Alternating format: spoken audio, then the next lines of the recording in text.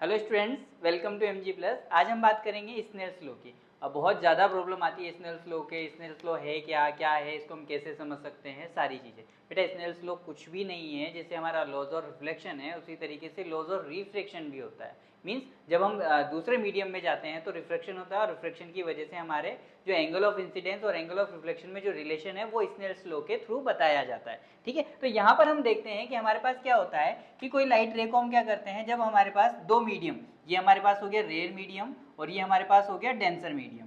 ठीक है, जब दो मीडियम के बीच में सेकंड मीडियम में हम ट्रांसफर करवाते हैं तो क्या होता है कि एंगल ऑफ इंसिडेंस यहाँ बन जाता है और एंगल ऑफ रिफ्लेक्शन यहाँ बन जाता है। इन दोनों के बीच में जो रिलेशन दिया, ठीक है, वो रिलेशन क्या था हमारे पास, sine i is equal to sine are.